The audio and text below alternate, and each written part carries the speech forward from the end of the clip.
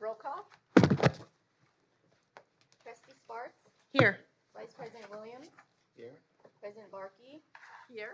Trustee Shaw, Here. Trustee Gomez. Here.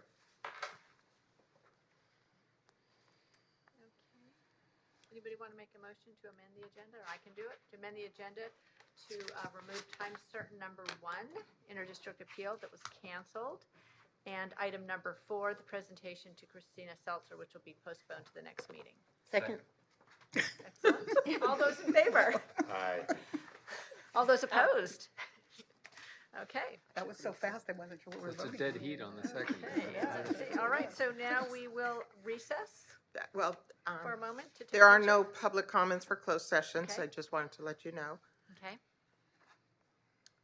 And you're recessing to closed session at 2:36. Okay. That works for me. So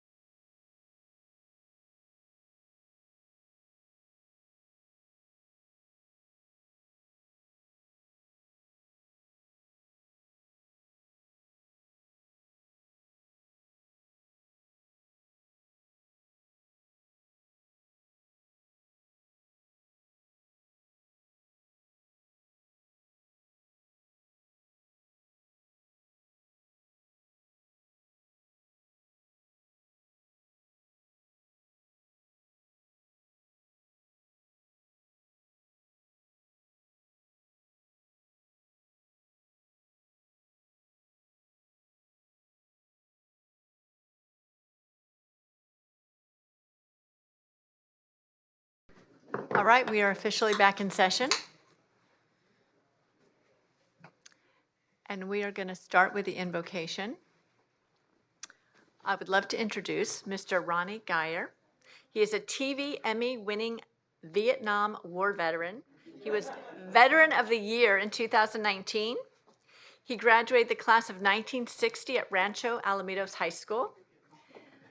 He is a veteran of the first major battles of the Vietnam War, one of which was depicted in the true Vietnam War motion picture titled We Are Soldiers, starring Mel Gibson as Ronnie's commanding officer, Lieutenant Colonel Hal Moore, who he carried radio for in Vietnam.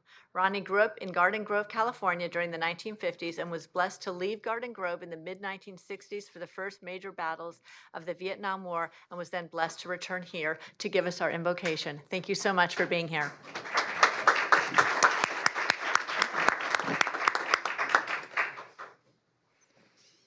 And I thought I was going to grow up to be a good Mouseketeer in the Mickey Mouse Club. Hi there, Mouseketeers. It is a joy to be here. I've been here on occasion during the many years in which I've been teaching our living history as veterans and our life stories and life lessons to students in school here in Orange County in the Newport Mesa District arrangements that we have by contract, the Freedom Committee of Orange County, based in Costa Mesa. We also go throughout the districts in Orange County, and then we also branch out all over Southern California.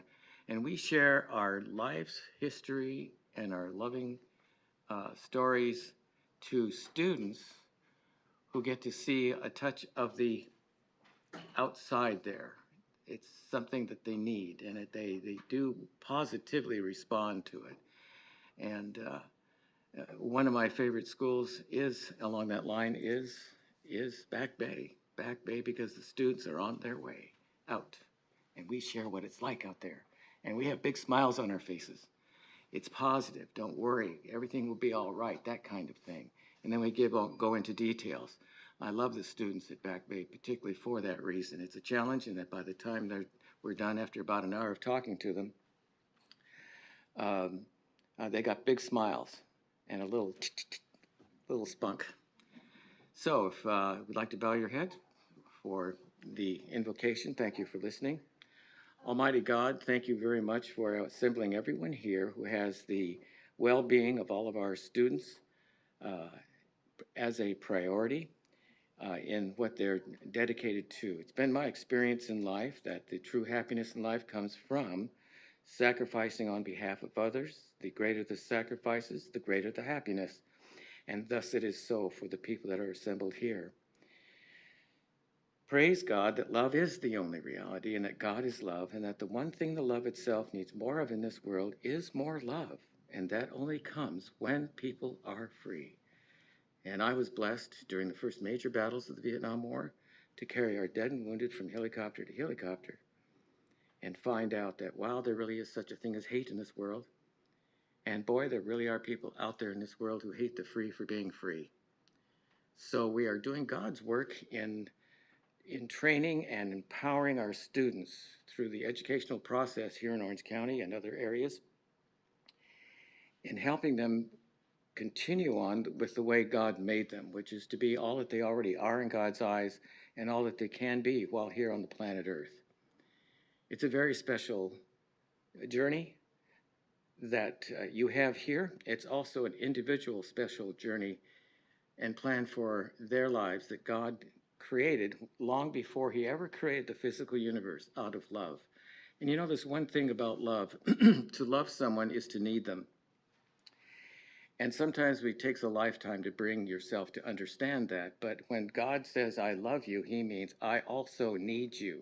So whenever you act lovingly and give of yourself through your heart, from your heart, to another heart, you're connecting with them, and you're allowing the Holy Spirit to come in and bring more joy in their hearts and in their lives. So on behalf of someone who grew up here long ago and is the beneficiary after almost 80 total years of seeing the world the way it is and the way it can be and the way it should not be, but everything will be all right because God is the only reality and we will be with him in all eternity.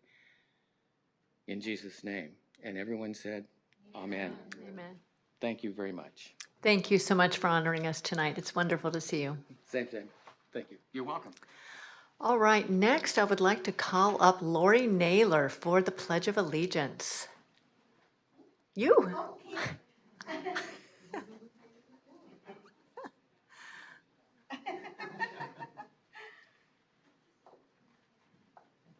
Please rise. Right hand over your heart. Ready, begin. I pledge allegiance to the flag of the United States of America and to the republic for which it stands, one nation, under God, indivisible, with liberty and justice for all. Thank you. Thank you. All right. And next I would like to bring up Jonathan Brenner to report out from our closed session.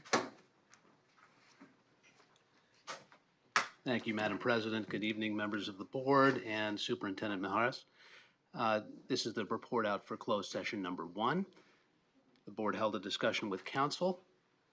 No action was taken other than to approve Epstein Becker's invoices, the first dated July 31, number 1056887, the second dated August 31, 2021, invoice number 1059612. And that is the report out for closed session item number 1. And Mr. Rowland will report out for closed session item number 2. Thank you. Thank you.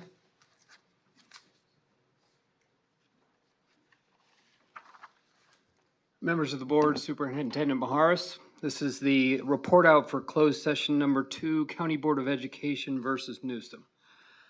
The board took 2 actions in closed session. The first action was to draft a conciliatory letter to Governor Newsom in an attempt to avoid further litigation. The letter will be released shortly with an accompanying press release.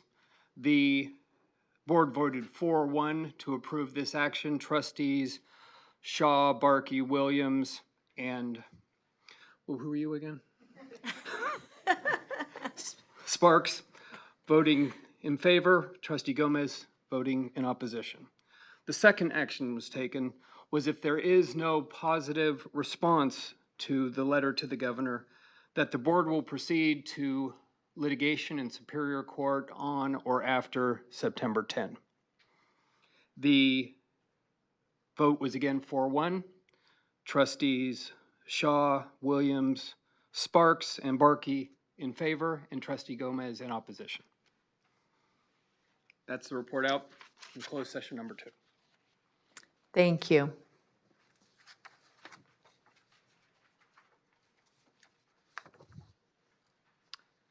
Do we have any introductions, Nina? Yes, Dr. Mijares has one introduction. Yes, Madam President, members of the board, it's good to be with you tonight. And I introduced this man to you via email a couple of weeks ago, maybe a little longer. But Vern Burton, Vern, stand. He is our new Assistant Superintendent of Access, and he has been working in the Access program for 24 years.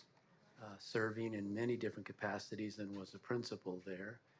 And it's a delight to welcome him to the team. He's been on our team actually, but to now step up into the cabinet position and help us navigate Access and take us even higher than where we've been.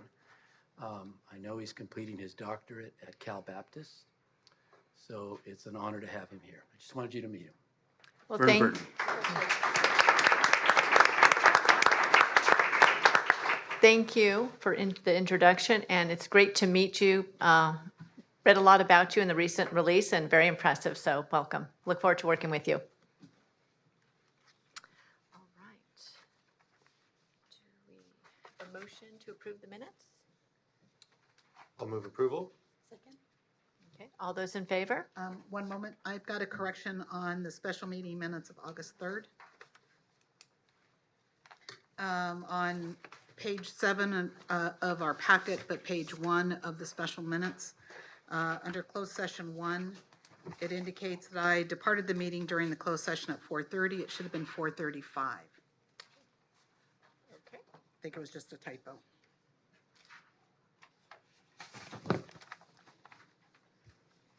All right. Any other corrections?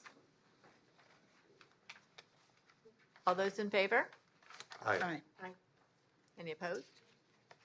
And Ken has left? Okay, so it's 4-0. Ken Williams has left.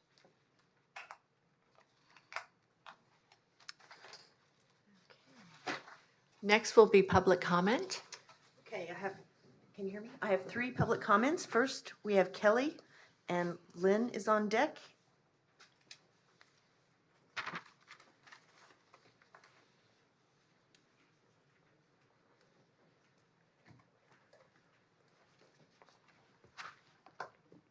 Good evening, everybody.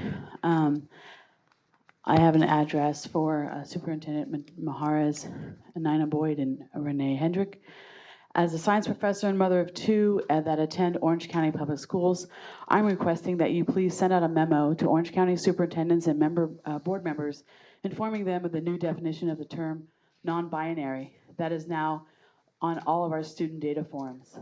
School districts are obligated to communicate with parents and their employees. Orange County teachers just completed a mandatory sexual harassment and non-discrimination training, and they were told that they may not in any way offend protected classes of people. One of those classes is gender identity and non-binary. However, teachers and parents do not know that the California Department of Education defines these terms as unlimited gender choices. This definition is on their 2021 revised CalPAD updated document titled Flash 158. This significant document guides school personnel on how to change a child's gender in the California Longitudinal Pupil Achievement Data System. The document never states parent consent is needed, and it actually implies that it's not needed. It states parent consent is required for a student's legal name change, but not for a gender change. It states that the CDE gives no age restriction for changing a child's gender, and the change can be made solely on the child's request. A child's request. Parents in Orange County deserve to know this. They deserve to know that this CalPAD CDE document lists 11 genders under the umbrella of term non-binary and leaves it open-ended for more to be added in the future. I don't know what kind of circus you guys are running here. The curriculum endorsed by the Teachers Union in California Department of Education recommends these expansive gender choices be taught to all children grades K through 12 under the banner of diversity, anti-bullying, inclusion, empathy, anti-racism, acceptance, welcoming students, and sexual health. It's a giant umbrella, and I think that just a few of those actually qualify for protection for students.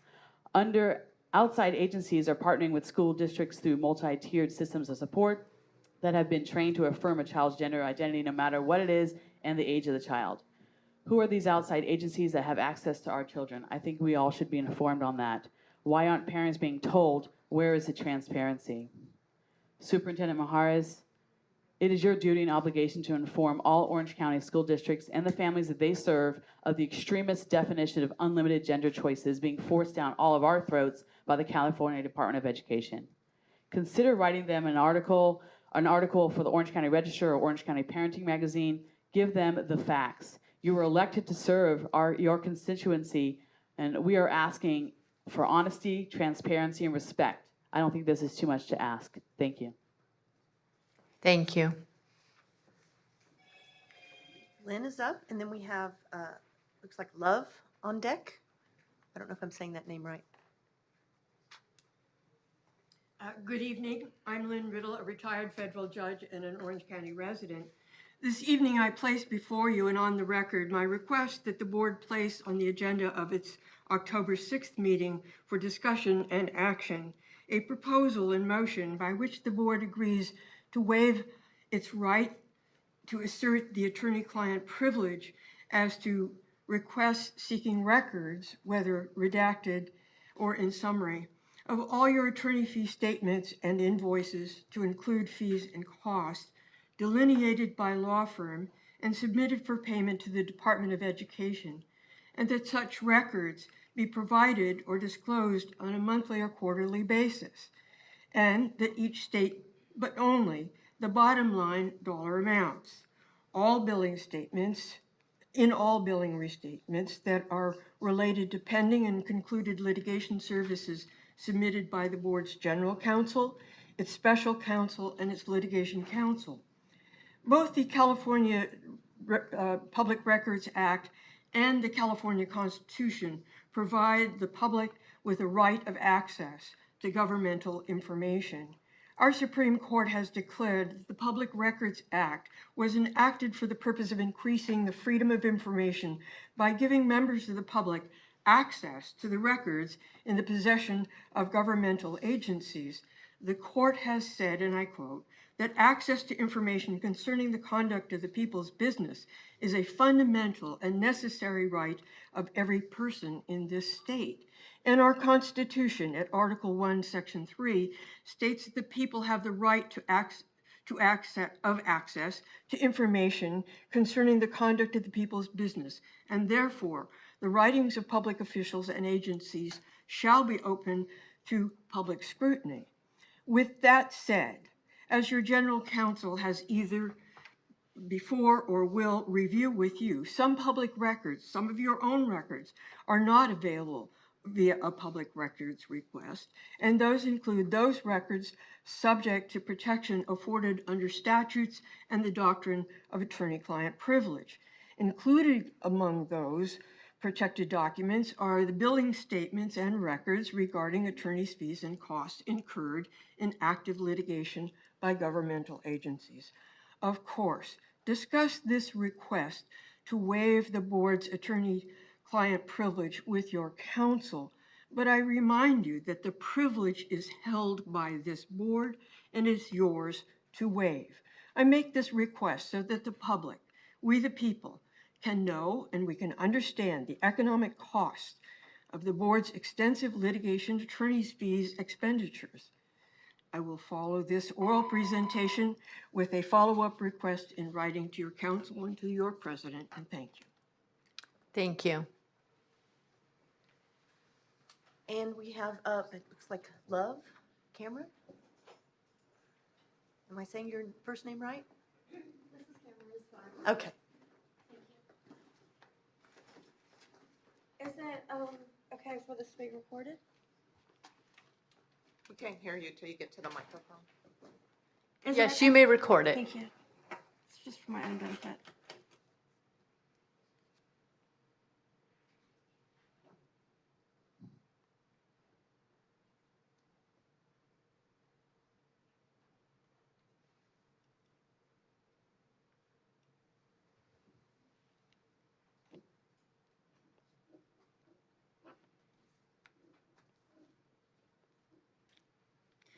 I actually came here because one of the items on the agenda was critical race theory, and it's a subject that is deeply concerning to myself for a variety of reasons. I'm Asian, and I was adopted by a white mother and raised primarily by a European mother, a native of Europe. And I was raised primarily by her and her family. I think there is as many reasons to oppose critical race theory as there are individual people, but I think that one particular contingent that gets left out of the conversation all too often is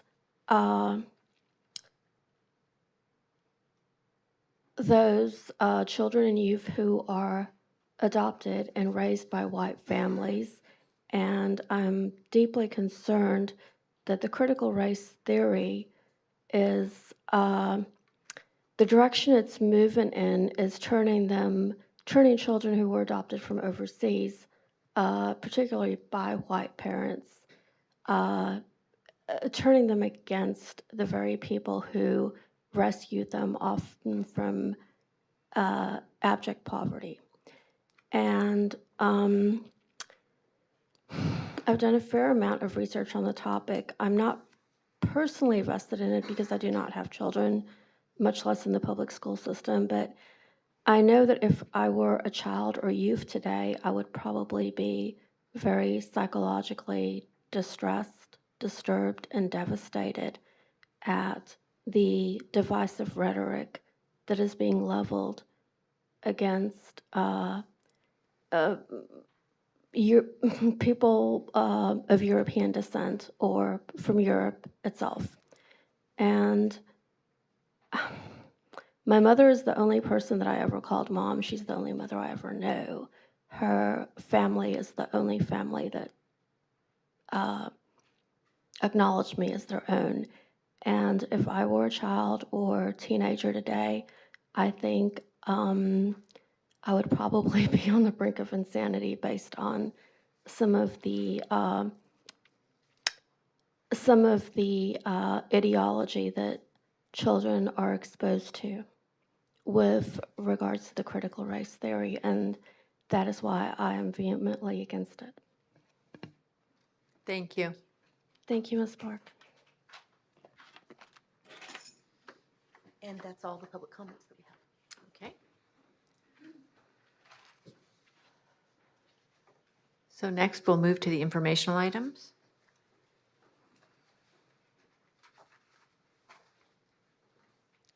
Do we want to start with communications? Are you prepared to discuss communications? Me? Or do you want to wait? Well, I think we're gonna have board the webpage, right? Is that what we're going to? Yeah. Well, FICMAT was a carryover item from last month, and we sent the information that the board had requested. So if you have questions or comments, then that would be the first item under communications. Yeah, I thought maybe we would wait for when Ken was here. We can table it until. Yeah, I'd like to table it until next month. And if somebody has questions now, that's fine, but I think he wanted to be a part of that discussion. But if there's any questions this evening that anybody would like to start with? I'm fine with waiting. If that's Okay. Yeah, we can wait. Okay, then we'll go ahead and table that. I'm sorry, and next, did you want to cover board webpage or? Yeah, I think we have, we were gonna have the sample, right? Is that ready? We have staff that are somewhere close by. Okay. We probably are faster than they anticipated. Yes. They've done a great job, kind of mocking up a website for us and an overhaul. And I thought the idea was, it's not live yet, but we're gonna Right. be able to take a look at it and offer our comments. They'll show you the prototype when they get here and make some comments. But we can kind of do the other items that Ethnic Studies and Critical Race Theory Forum is on here just because later in the agenda, there's an action item with the dollar values that we need to have you take action on. So I just wanted to bring that to your attention. Okay. And then in compliance with Ed Code 1302A and Board Policy 100-10, 2 promotional opportunities were given to existing employees. And so the policy states that those are to be placed on your agenda for information items. So we wanted to make sure that you were aware of those. I know that you received information from Dr. Maharis with regards to both of those promotions. So this is just to comply with the code section. And is it when the salary increases over a certain amount, we have to approve it? Is that part of that? It's not an approval, but you have to be notified. Okay. Anytime that there's an increase in the year of over $10,000. Okay, so will you share those amounts with us? Well, the salary schedule, it's showing you the fact that they went from ranges where they were currently on the salary schedule to the new placement.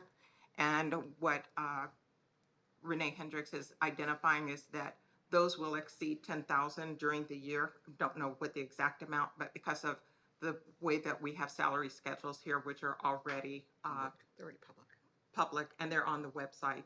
So. Okay. Thank you. May I say congratulations? Thank you. All right. Yes, congratulations to both Nina Boyd and Vern.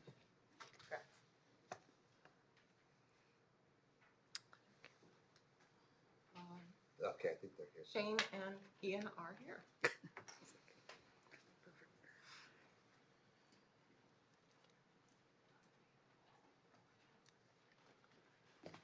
Good evening. So we've talked a couple of times about this process, and just for a refresher for the audience, this is kind of a three-step process. The first time we were up, we talked a little bit about what do we call it? Flat renderings of the account. So we showed you kind of some renderings of what the website will look like. So this is step 2, and this is really a prototype of the site. And Shane Klein's going to walk you through this.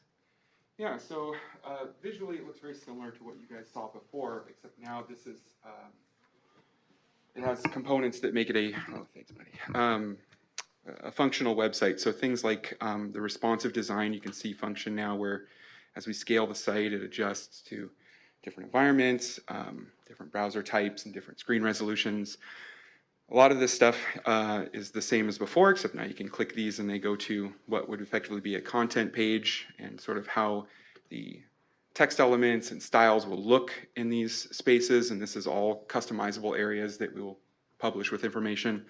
A few pages that we actually have content for are the About the Board page, where the tiles here for all of the trustees are part of a web part. It's a function of SharePoint that allows it to sort of stack and look organized at any size.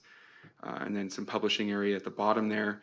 And then the meeting area is pretty slick. So we have this new publishing mechanism here where all of the meetings are in these tiles, and from an editing standpoint, we'll be able to plug in information and it auto-generates these tiles so that it's always organized and clean and easy to navigate.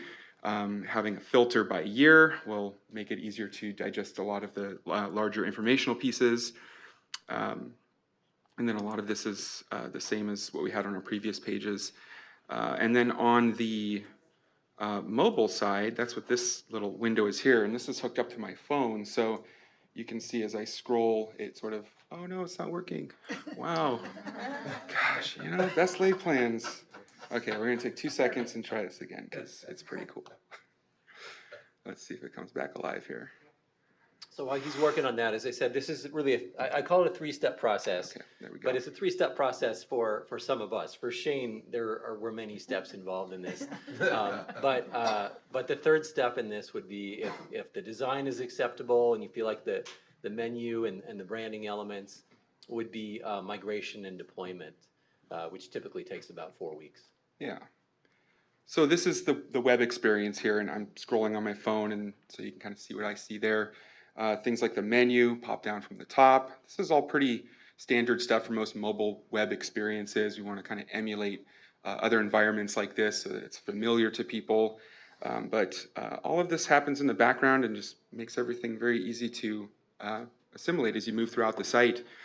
And yeah, and like Ian said, this is step 2 of ultimately the third step where we integrate it into SharePoint and we can start publishing content on there and flip the switch, and then this is the live site. So. Well, it looks fantastic. Hey, thanks. Appreciate it. looks I'm great. pretty excited about it. Yeah. I love websites. And we took some fun photos tonight, some group photos that we can. Oh, add. terrific. Yeah. So that's our, as I described before, the hero image there, the sort of main banner there. This will be an editable component to the site that we can swap out and replace with new images as you see fit, whenever you want to do that. So in terms of any structural changes, we're kind of at the point where we're ready to move forward. So I would encourage you, if you have some last minute thoughts on that, maybe communicate with Nina and she'll let us know. But otherwise, we'll get your permission to move to the next level. One thought that just popped in my head, and I don't know if this would be appropriate, but one thing that we do here that a lot of people may not quite understand is hearing of inter-district transfers. Is there a way to have that kind of information about how that would work? How does an inter-district transfer go down exactly? I mean, can we have that on the website? I love that. I don't know if that exists. Yeah, the shorter answer is yes. One of the major design considerations for this whole project is flexibility in publishing information. So an example of that right now we have these tiles here that is sort of the kind of evergreen content, the areas that people would want to get to, but right on top of there and on the bottom of there are editable regions where if you had an event coming up or something where you wanted to get a little more optical recognition on the site, you can slip information into those spaces. And similarly with the menu items at the top here, as priorities change and as content areas change, these can be edited as well to promote different content or organize things differently. So a lot of flexibility there depending on the direction you want to go. And certainly is, there's a lot of flexibility on the page that would really have the functions of the board. So all that would be, certainly editable. Yeah. Right. I would even maybe consider that when we had a countywide charter with an event, an open house, ribbon cutting, maybe we'd post it there. Well, along those lines, I just had another thought pop in my head. Maybe could we list information there about the schools that we've chartered, our charter schools, and maybe just have a drop-down menu, here's the schools that we've chartered, and maybe a link to their websites or something, I don't know. That would be a good idea, but it seems like that might be appropriate as well. Yeah, I love that. In terms of content, I mean, that's certainly, information that we can put on the page. For our purposes of moving to next steps, I think it's, it's the colors and kind of the menu and the overall look and feel. But yeah, I think this is a very nimble website we can do a lot with. Well, Right. I like the different options between what you'd see on a computer versus what you'd see on the phone, because the phone is a lot easier to scroll through. And Totally. when it's a little bit different, people normally use their phones versus their computers, and they'll learn how to navigate. As far as the charter schools go, I don't know that would be on our webpage, but on the main page. But that's content that can be discussed later. But I like it. Absolutely. Looks good. Colors Appreciate are it. popping. Thanks. Yeah, to your point, we see that most of our traffic comes from mobile. When we look at the analytic data, it's just how people are getting to web content these days. And so our paramount mission is always accessibility. We want everyone to have the ease of access for all of our content, and mobile is certainly there. So Yeah, there's nothing worse than trying to get it on your phone and it looks all wonky because Indeed. it's normally on a web page. Absolutely. So, thank you for that. Cool. So is the board comfortable with them starting to move content over at this point? I Sure. think so. Do we need to make a Let's do it. motion? Or No, just Okay. consensus, and we can Yeah. start that process. I know the board keeps asking, when's it gonna be ready, and we've been giving you, as Ian said, in phases to make sure that you're comfortable. And we sent this to you last week, just so that you'd have the information ahead of time and be prepared for tonight. But I wanted to make sure that if there's a consensus, they can get started as early as tomorrow. And then, within a month or so, you will have migrated over. And if there are other things that, this is something that will be a continuum in terms of things that need to be added, deleted, so forth, so. And we took good pictures for you guys. Hey, too, terrific. So you're. Use good, yeah. Yeah, that's helpful. Still might Excellent. need to Photoshop a little bit. Anything's possible. Okay. Cool. Thank you. Thank you. Thank you.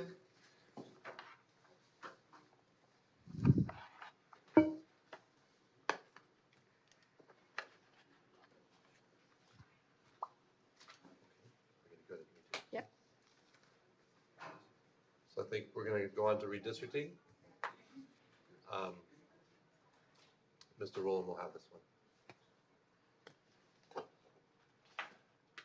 Trustee Shaw, members of the board, I just have a quick report out on the process as it stands now. On August 12th, the United States Census Bureau released the first local level results of the 2020 census. This data includes race and ethnicity, voting age, population, whether units are vacant or occupied, and group quarters information for those living in dormitories, jails, and nursing homes. The community level information will be used to redraw district boundaries. However, the data released on August 12 is in a legacy format, which requires additional software and formatting to be used for redistricting purposes. The California statewide database will take the next 2 weeks to reformat data and reallocate those Californians in state detention to their last known address for fairer representation. In California, the state adjustment data has to move state prison populations to their last known address, which I just said. The state folks will take 4 to 6 weeks. Lately, they've been saying more like 4 weeks than 6 weeks to let us know the data, and the data will be released in early September. I've been in some contact with Dr. Johnson, and he will be presenting something to the board at the October board meeting. Thank you. Thank you. Okay. Announcements? Yes, thank you, Madam President. Just a few things I'd like to draw your attention to. First of all, it's back to school for the new semester, the new school year. And so it's nice to know that all but a few of our districts are offering the array of in-classroom instruction, hybrid, independent study.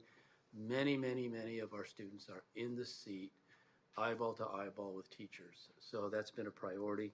In fact, I wanted to do a shout out to our superintendents. And this is true also for the charters and privates, in our county. I think that we have had a period of time where people have melded together in terms of cohesion on this notion of making sure that students got into their seats. Obviously, we have retained all of the mitigation measures to deal with the virus. We have a very close relationship, as you know, with the Healthcare Agency of Orange County. So we've been true to form in terms of being within compliance of the law. But nonetheless, our students are in their classrooms.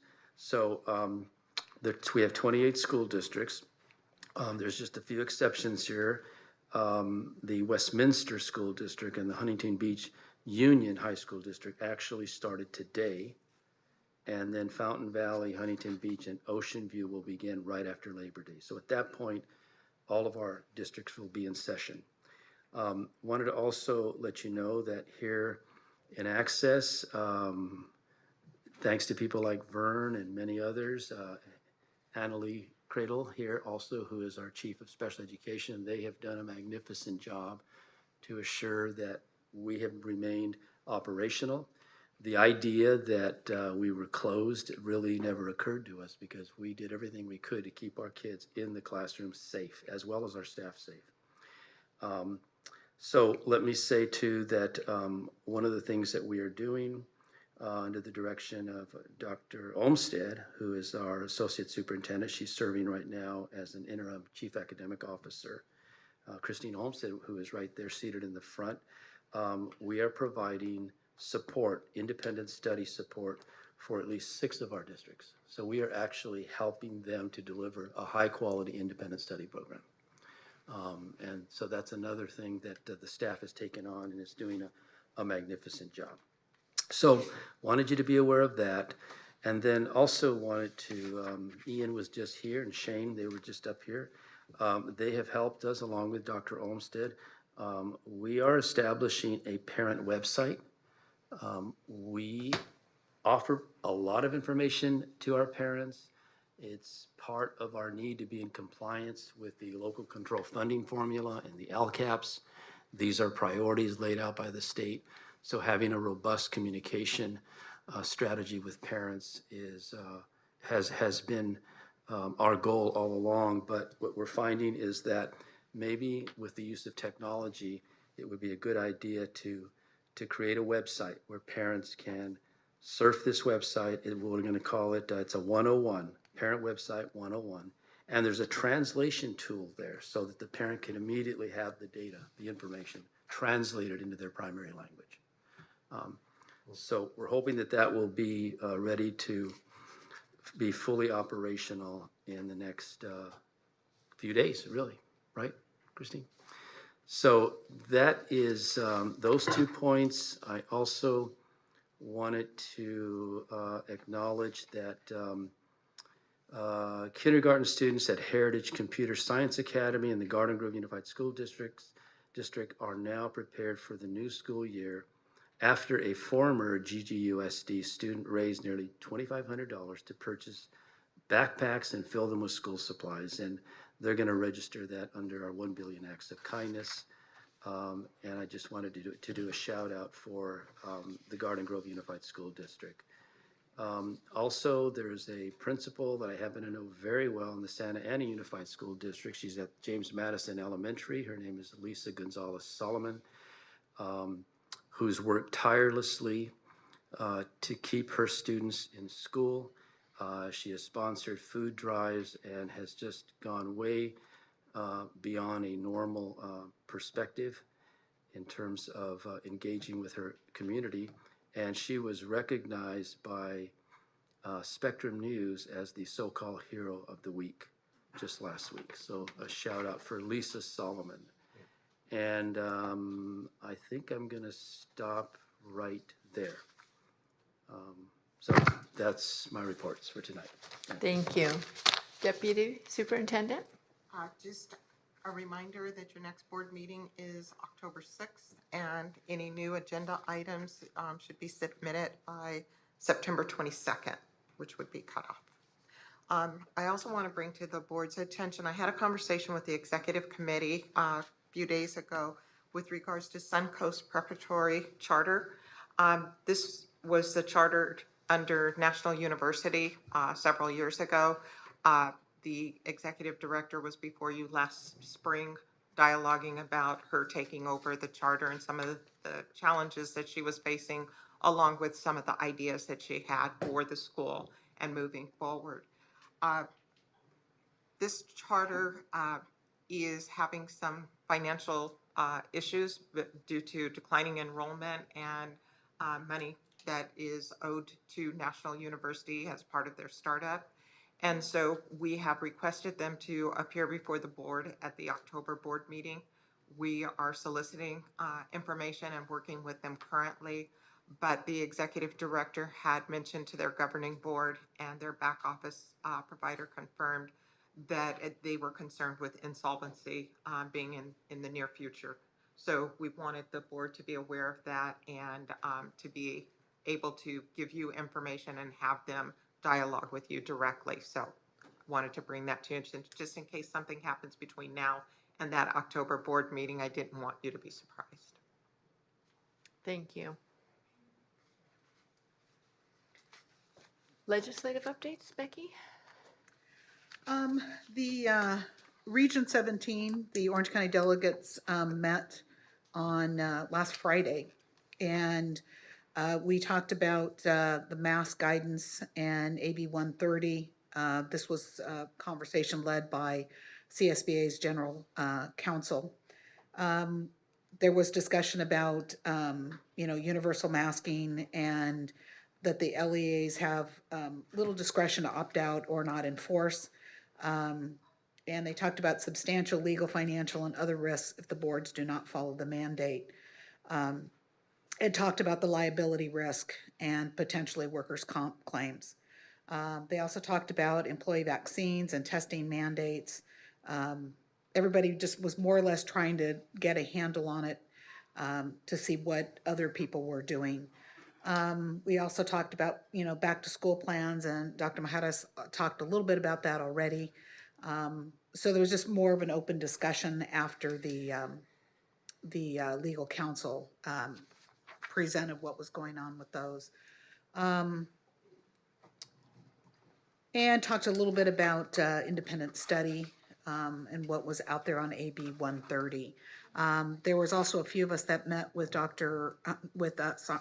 Senator Umberg's office in relation to AB 438. I don't know exactly where that is on the readings yet. I think it was on the second reading, so we don't know where that's going to land just yet. So, but that's the discussion from Friday the 27th. Okay, wonderful.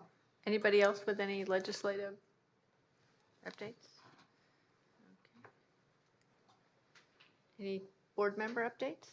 I have a comment. I had a chance to go meet hundreds of parents at the Isaac school, the charter school in Newport Mesa, and the parents were extremely happy. The kids were playing and eating hot dogs and whatever they were eating and playing, and it was really very rewarding to see all the great work that they're doing there firsthand. So I just wanted to make that announcement. Great, I heard great things about the open house. Sorry I couldn't make it, but I heard great things. I'll just end this portion with, I did attend Vista's ribbon cutting for their new building on August 7th. And again, they had that beautiful bus on display with their sanitary lighting that disinfects. And so that was kind of fun to see the big school bus. I think it's the biggest school bus I've ever seen in my life, but it was a great event. I saw Araceli there. Thanks for being there as well, Araceli. And it was a great morning with some council members and others to enjoy the ribbon cutting. All right, I think we'll move on now. Any committee reports? No? Okay.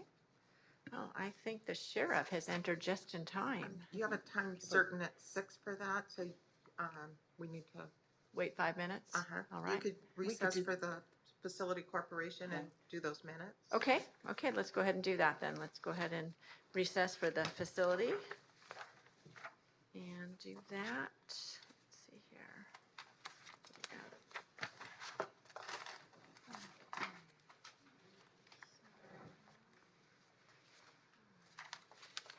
What number is that, Nina? Where is that?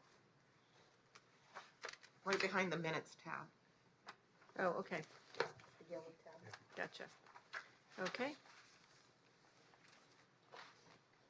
So we'll go ahead and recess from this meeting and open up the facilities. Okay. Okay. Trustee Sparks? Yes. Present. Present. Vice President Williams? He's left. President Barkey? Present. Trustee Shaw? Here. Trustee Gomez? Present.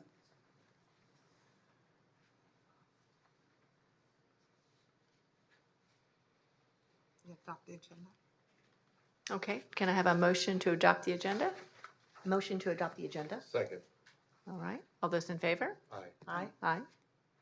All those opposed? Okay, 4-0.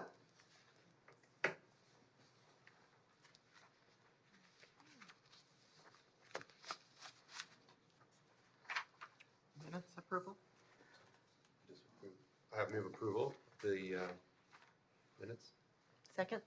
All those in favor? Aye. Aye. Aye. All those opposed? 4-0. And there are no public comments on this one. Excellent. All right.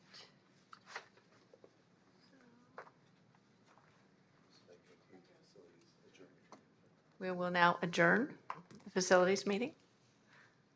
Do we need a motion for that? No. All right. So adjourned. Now we will go back to our regular meeting. And we are almost at time certain. We have 4 minutes. By the time Christine makes to the podium and starts the conversation.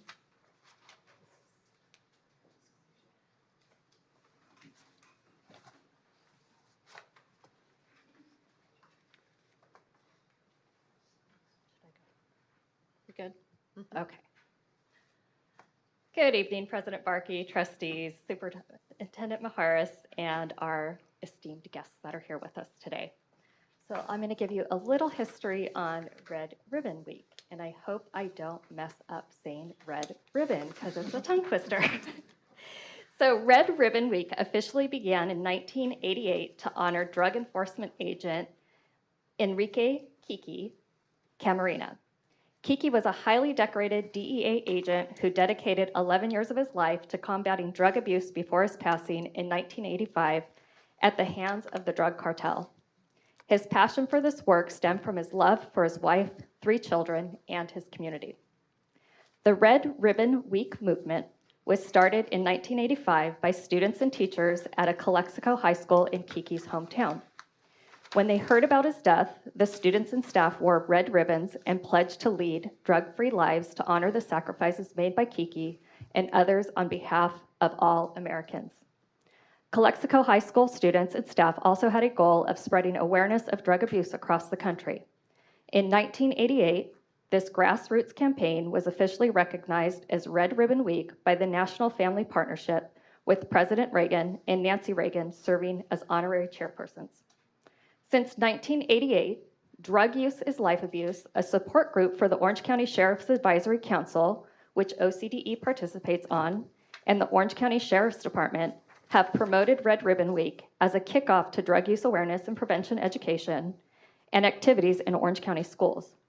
As part of their campaign, the Drug Use is Life Abuse Council distributes Red Ribbon Week wristbands to all public, charter, and private school students and staff, encouraging them to be drug-free and to show their support for drug prevention efforts. To support Red Ribbon Week, the Drug Use is Life Abuse Council has developed a partnership with local businesses that offer incentives for customers who are wearing Red Ribbon Week wristbands. This year, Red Ribbon Week is October 24th through October 30th, but it doesn't stop there. Throughout the year, numerous county, city, and community-based organizations provide drug abuse prevention and education services to thousands of youth and families across Orange County. The Orange County Department of Education is honored to continue our partnership with the Drug Use is Life Abuse Council to promote Red Ribbon Week through drug prevention and awareness messages throughout Orange County, honoring the memory of Kiki Camarena. We appreciate the board's annual support of Red Ribbon Week here in Orange County. A resolution to officially recognize Red Ribbon Week as October 24th through October 30th, 2021 is part of your board packet this evening. At this time, we'd like to honor our partnership by acknowledging a few special guests from the Drug Use is Life Abuse Office. Just wave from your seats. We have Orange County Sheriff Don Barnes.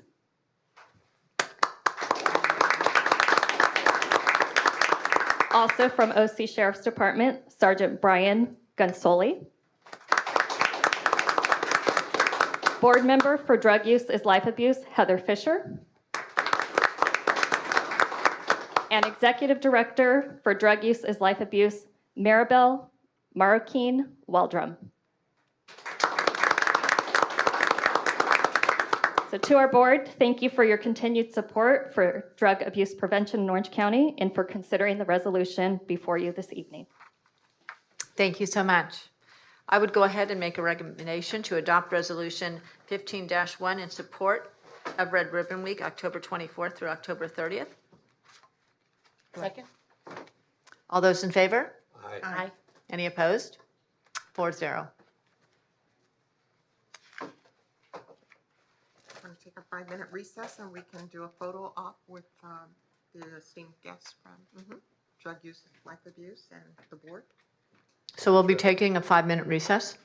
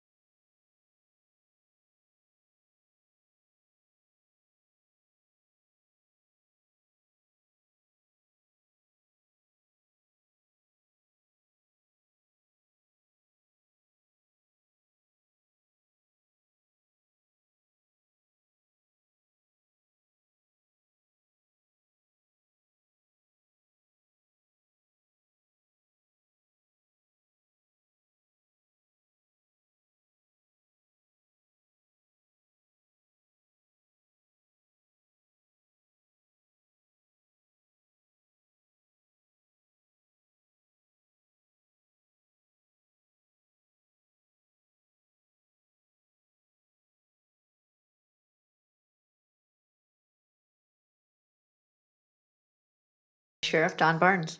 Thank you so much. Very kind. I always notice that the previous speakers never set the microphone up for me when I get up here. I don't know why that is. I want to thank the board, especially for this recognition for drug use as life abuse. For those who may not be aware of what this program is, it's 3 decades long. It is our DARE program. If you remember the old DARE programs that exist for many years, many of those don't exist anymore. We've kept it a priority within the Sheriff's Department to keep our drug use as life abuse program up and operational, and it's through contributions from the public. It's part of a 501c3 nonprofit. The monies that we derive from that pay for deputy sheriffs to go into schools to teach a curriculum. There's several different curriculum formations. There is an elementary school, a middle school, or junior high, depending on what school district you're in, and a high school focus. And I'm proud, especially what we've accomplished just this last year with this program and totally revamping it. They're going to see a totally revamped and revised elementary school program will be coming forth. It satisfies the educational requirements and is already approved through the state. So if we present this program, your teachers don't have to do it. We have topic matter experts that do on their behalf. We have a train the trainer program as well. Sergeant Gunsoli did tremendous amount of research with help of Heather and others from our board to make sure that we put together a program that is current, contemporary, to meet the needs of our kids, to help them prevent being involved in drugs, making that better life choices. It is not a scared straight program. It is based on decision-making, peer groups, accountability, seeking out resources, making good choices, all the right things that you want for 5th and 6th graders before they transition into junior high. Sergeant Gunsoli is going to take on the next iteration of revamping the junior high program. And it's perfect because it's going to tie right into these kids when they transition to the next part of their school careers. And then right after that, we're going to revamp the high school program. So it's an absolute, if you saw this program, and I hope, quite honestly, to have Sergeant Gunsoli come back to the Board of Education and make a presentation of what this is. I think you will be beyond impressed about the curriculum, the effort, how it complements your faculty, and what challenges your kids are facing in school, with the ultimate goal, of course, to keep them off narcotics and making bad decisions in the first place.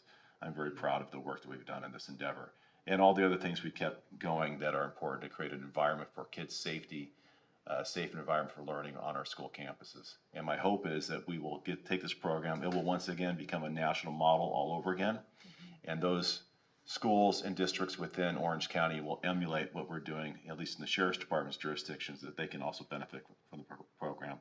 Because we're not proprietary, we'll share it with anybody. It'll help keep our kids safe.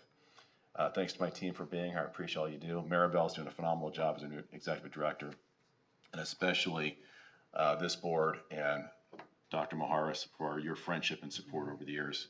Collectively, we can move mountains and keep our kids safe. Thank you very much. Thank you so much for your words. Thank you. Madam President, if I may just say a word. Maribel, thank you. She's well-known in Santa Ana and has done a tremendous job there intervening for students and families in need. But Sheriff Barnes has done a remarkable job in working with the school system. Every year, there's a conference on student safety that is sponsored partly by us, and the Sheriff's Office is involved as well. And it's a phenomenal event where we have people from all over who connect and plug into this. This past year, we were live this year, just a few weeks ago. Yeah, we had been, doing it via Zoom, but we were live in I guess that was Anaheim area, a hotel there in Anaheim. But the important thing that I wanted to underscore was that it can't be done by ourselves, segmented. It has to be cohesive. We have to work together, and that's what we've been doing. And I want to thank the sheriff for his leadership. And by the way, red ribbon, because there's 3 words there, you just take a pause after ribbon. But if you try doing all 3 Red Ribbon Week, you get into Bugs Bunny talk.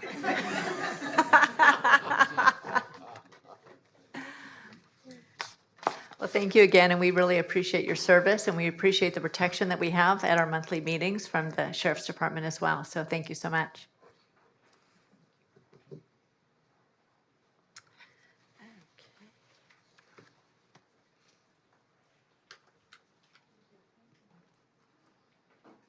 Always fun to have the sheriff in the house.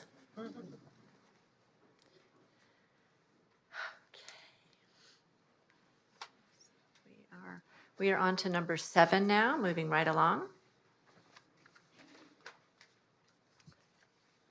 I'll make a motion for number 7 for approving the granting of the diplomas to the students listed from Alternative Community and Correctional Education Schools and Services Alternative Education Division. Second? All those in favor? Aye.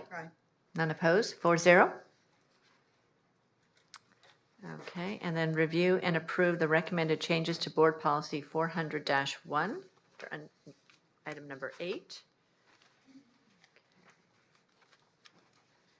I just have one comment on the red line copy. In the original, it mentioned the county superintendent, but in the red line copy, county was taken out and just reads the superintendent. I don't know if that was an oversight or if that needs to still be in there. What page is that? I'm looking at page 25. So the third section, well, the two parts that are red line that start with the superintendent. The word county was taken out when it's in the original.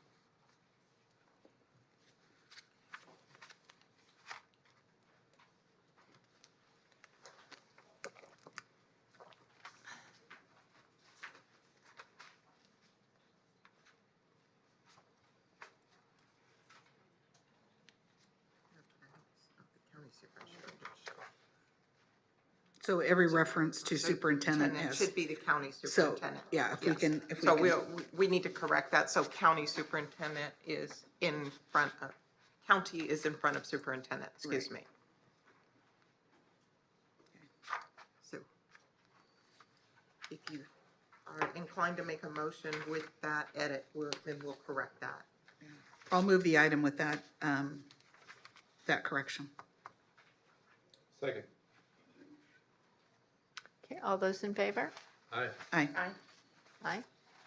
That passes 4-0.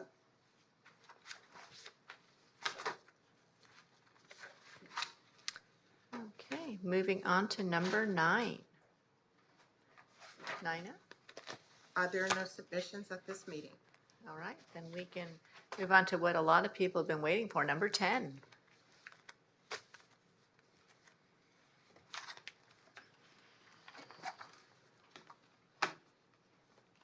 Good evening, President Barkey, trustees, and Superintendent Maharas. Today, the board will hold a hearing to consider public input regarding the request for material revision from Scholarship Prep Charter School petition. Currently, Scholarship Prep serves students in transitional kindergarten through grade 12 with one location within the boundaries of Santa Ana Unified School District. On July 7th, Scholarship Prep submitted a material revision requesting 2 additional facilities at the following addresses effective the 2022-23 academic year: 1821 North Grand Avenue in Santa Ana and 2780 East Wagner Avenue in Anaheim. Prior to public comments, representatives from Scholarship Prep are allotted 10 minutes to address the board. I now invite Executive Director Jason Watts to the podium.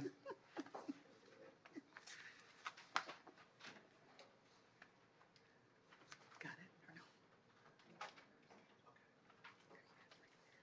I think we're trying to get the timer set up, so you give us a moment. No problem.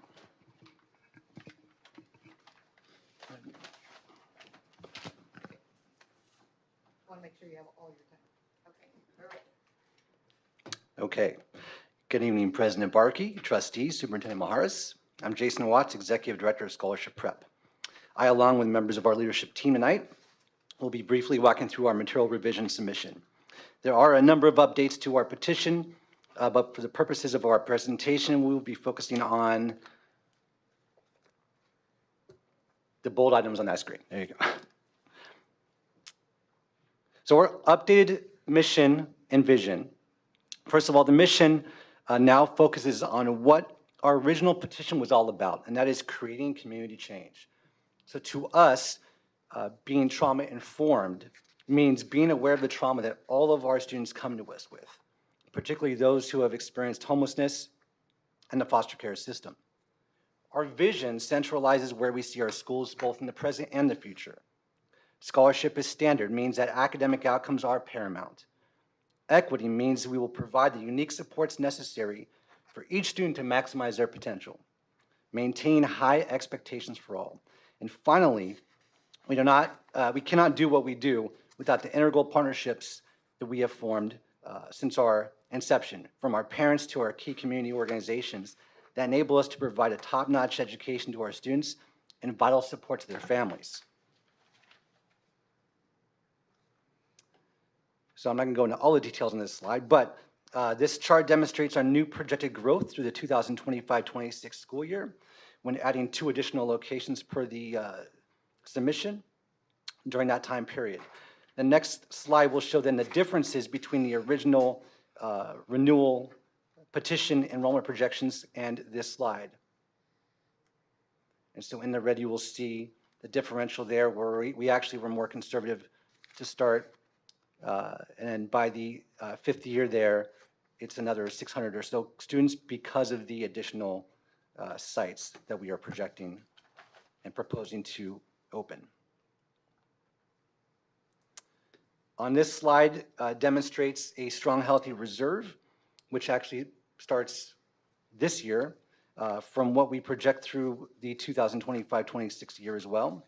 And as we grow, you'll see that large ending fund balance. We do anticipate a large portion of that, those funds being used for student support outcomes, program implementation, et cetera. Obviously, there's still catch up to do because of the loss of learning due to COVID, et cetera. Now, as a county-wide charter, we are very proud that we serve students and families throughout the many districts in Orange County. This slide represents about 150 students who are not residing in Santa Ana, but who still come to our campus. So though we have not listed all cities represented by our students, as you can see, Anaheim, or the city of Anaheim, comprises the 2nd highest concentration of our non-Santa Ana students, 23.1%. In a few minutes, you'll learn of the impact on families that are traveling from all parts of the county, including Anaheim, to come to our school, who have been dedicated to do so since our inception as well. And now I'm going to turn it over to Kristen Crow, who is our Director of Student Services. She will provide greater detail around how we serve our students and families throughout the entire county. Hello, Superintendent, Board, and staff. My name is Kristen. I'm the Director of Student Services. We're incredibly proud of the work that we do for our most vulnerable students, so those facing homelessness and those in the foster care system. Currently, nearly 25% of our students are classified as McKinney-Vento or in foster care, and our students and our families, they receive clothes, shoes, food, toiletries, school supplies, transportation, counseling, housing support, and other tools to help them succeed. We do this in a true county-wide charter, integrating ourselves closely with Saddleback Church, New Song Church, Second Harvest Food Bank, UC Irvine, OC Social Services, and the wonderful Hopes Collaborative team here at OCDE, led by Jeannie Arway and her team. And we really look forward to serving even more families as we grow, just like you'll see in our video coming up. I'm not sure I get this video to play. Is there a trick here? Is there a link on there? There should be a, maybe I can do it if you don't mind here. Media team? There we go. There it is. Hi, currently we have 2 kids who are attending the Santa Ana Scholarship Prep Charter School. We as a family really love the school, love the staff, the outcome for academically, as well as pretty much everybody involved has been nothing but positive. There's so much support from the staff overall for everything that the kids need, as well as the family. So when we heard that there are petition for Scholarship Prep Anaheim, as residents of the city of Anaheim, we are excited to hopefully get the approval to have a Scholarship Prep Anaheim, so that we maybe be able to move closer to home. As working parents, it will be very helpful for us. And as residents around here, from what we have experienced, we really want the neighbors, the kids around here get the same experience as we have for the last 2 years. So please approve. Hello, good afternoon. My name is Maria. Currently, 4 of my children go to Scholarship Prep Santa Ana. I would love if you guys could open a school that is in Anaheim, just because of the fact that I love Scholarship Prep. I love how they're always on top of everything, on top of our children's education, on top of their learning, how like they always try to find a way to make them succeed and meet their goals. And that's the reason I haven't changed my kids from school. I do live in Anaheim. I have to drive every morning. With COVID right now, I mean, we had to homeschool, but other than that, like I usually wake up my kids at 5:45 a.m. every morning, Monday through Friday. I drive them down. I drive at 6:45. I leave my house. I drive them to school, so around 7:20, 7:30 they arrive to school, so they can eat breakfast. And for me, it would be very convenient if you guys would open up a school in Anaheim for a community, for more people to know what a great school you guys are. Also, it would be a gas saver for me, and my children wouldn't have to wake up so early, because I know that their sleep has to do a lot of their education and how they learn. And honestly, like for all that, I would truly appreciate, it would be such a big help for me if you guys opened a school in Anaheim, and that way, like, it could be we could talk to our neighbors about the school, how great you guys are. I mean, that's the reason I don't really change my kids, because I just love how very kind, how very they work with us. Anything we have to say, anything we have to do, any problems, they always work with us. They always try to help us out if we need anything. And that's what I love about the school. I mean, not every school does that. I mean, I'm just in love. That's the reason I don't leave. And if you guys could open one in Anaheim, it would be so helpful for us, for me, and for the kids. That way that we don't have to wake up so early. So she, obviously one of our very passionate parents, is closing our presentation. And I didn't want to edit that at all, because you can tell the passion that's coming from her. And we're just very grateful for this opportunity to present to you, and we'll be here for any questions you have. Thank you. The hearing is now open for public comments. Deputy Superintendent Boyd, are there any public comments for this agenda item? We have one. Miles Durfee?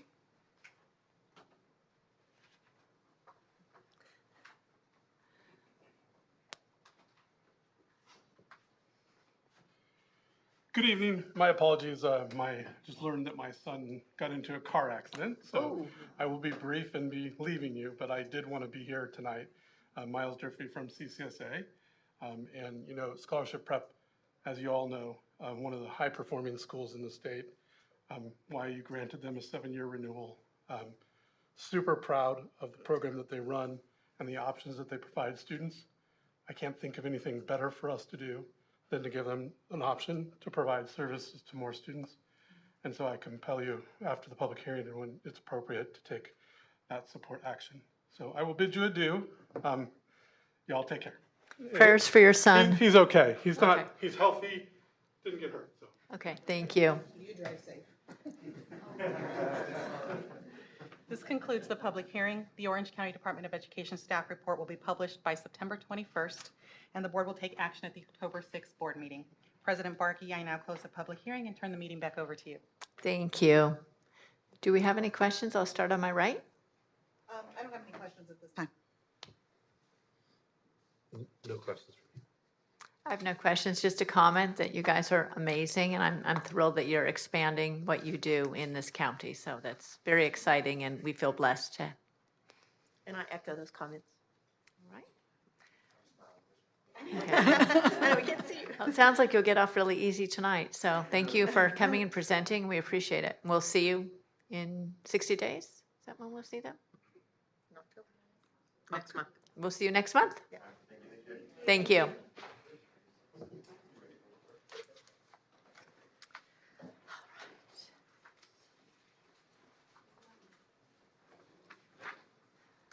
Okay, next we'll move to board recommendations.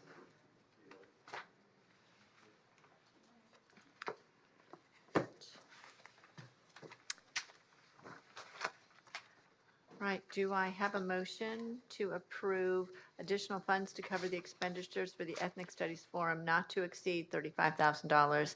And that's for both of the expert forums. So moved. Second.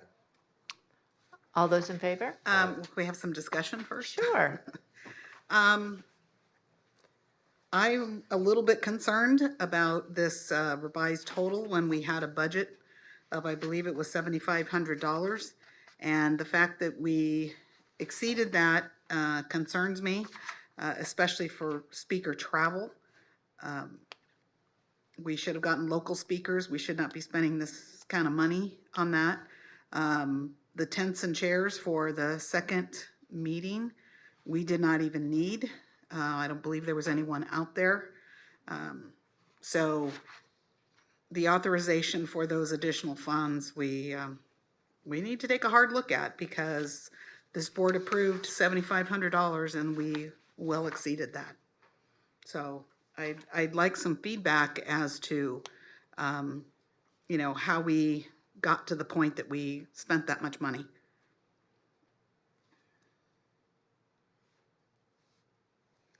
Well, the only comments I'll make is that I had very favorable comments from our community that they appreciated all the information, and I constantly receive requests for the links.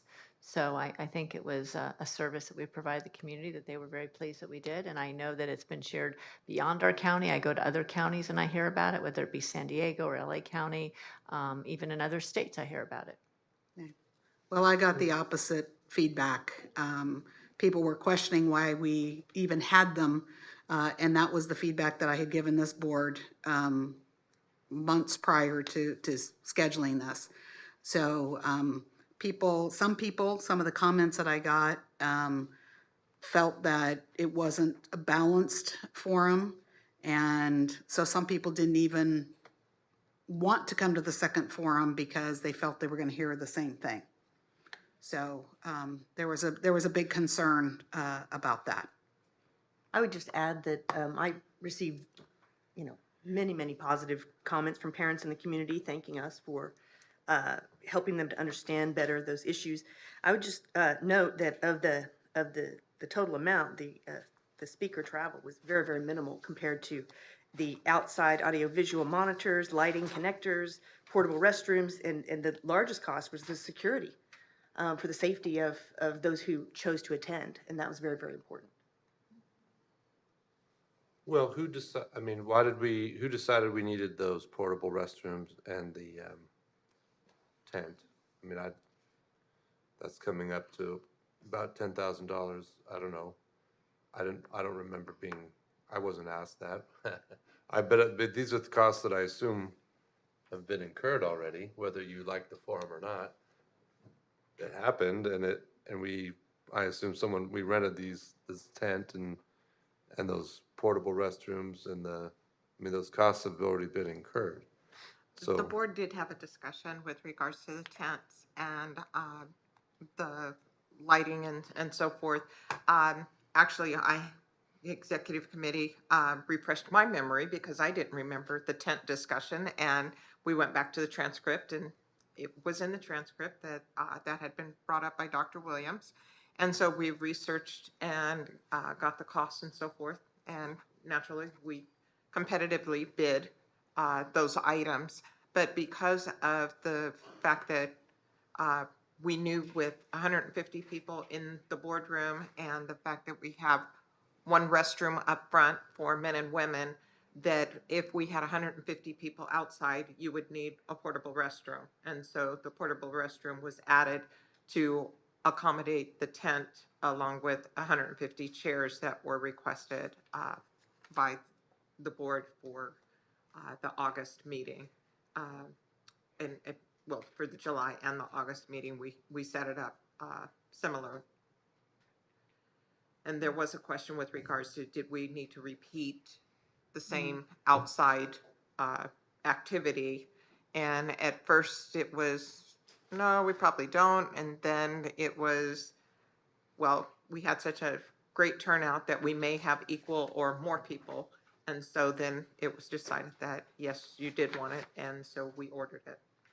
And I think we were going by history. Now, I wasn't here during the Common Core, but I know it was expressed to me that the second meeting was even bigger and better attended than the first. And I think that's what we were anticipating. I think what we maybe didn't anticipate is our ability today to live stream a meeting, and so many people are busy. And I know that there was a very big meeting that last minute was the same evening in Newport Beach, that a lot of people that had intended to attend here went to that Newport Beach City Council meeting. So that's one reason we didn't have the same attendance. Right. And the board's meetings have not we have not had the ability to have YouTube previously.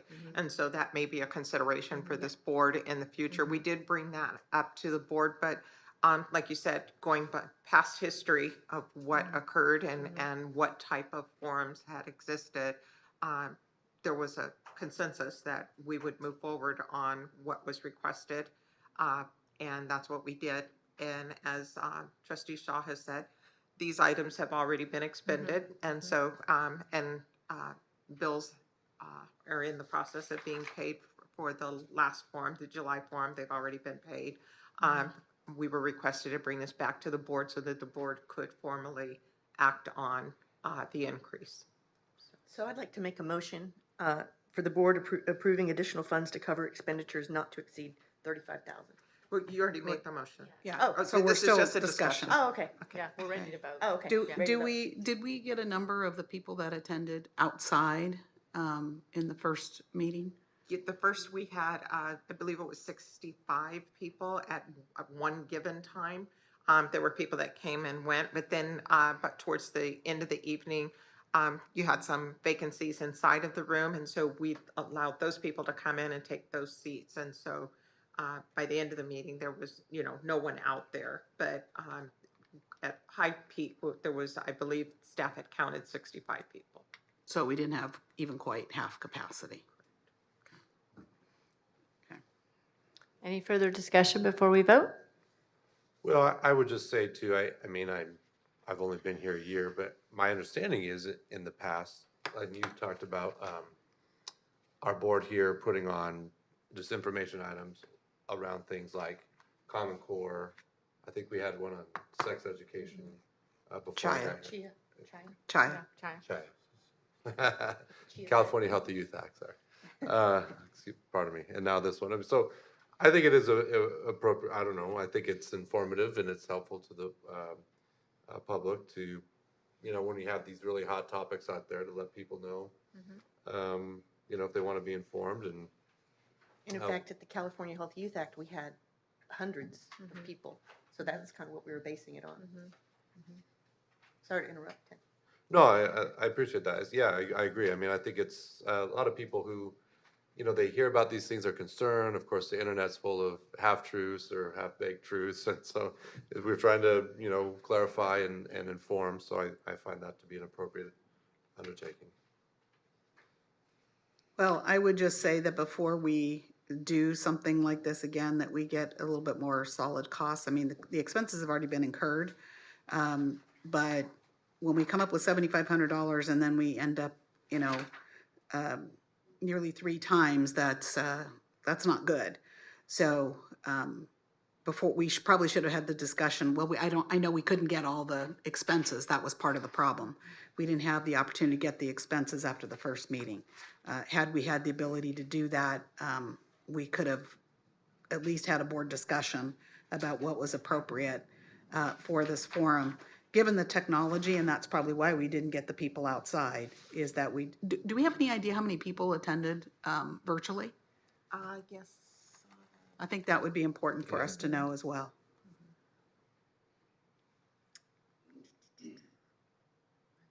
That was this information. Because that could inform us on the next time we want to do something. So we don't incur, huge costs, but we still. 125 live views, at 2,000 views of recorded video so far. So 2,000 people went back and looked at the recording, but 175 were. 125. 125 were live. Okay. Well, And the room was packed. For both meetings, you were at full capacity. Second meeting, we had, maybe there were still seats. 10 seats and, isolated around the room because there was space in between people and so forth. when we were looking at holding it off-site down at Rossmore, I think that we were thinking was going to be around $100,000, right?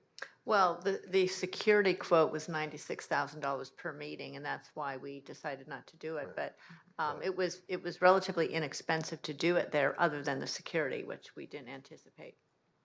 Right. So I don't want to leave the impression that we were not mindful of cost. I mean, we said nope, we're not going to do that one. So Yep. we were trying to save costs there. Absolutely. All right, are we ready to vote? All those in favor? Aye. Aye. All those opposed? So 4-0. And moving to our final agenda item, just after 6:30, number 12. We're not done yet. We're close. All right. Again, Leonard. So we have a staff recommendation to adopt resolution 16-21, identifying the GAN actual appropriations limit for 2021 and the GAN estimate appropriation limit for 21-22. Is there any comment on that? Maybe we could just have a quick explanation of the difference between the actual and the budget. You may.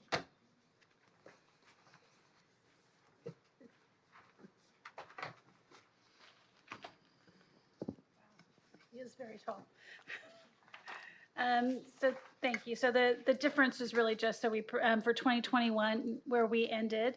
And so you can see that the revenue projections are higher for 21-22 based on some of the state apportionments based on the COVID and different CARES Act. And so this is, for some of us that have been around a long time, Paul Gann had the limit that they don't want you to exceed that Proposition 4. And so what this is stating is that we're not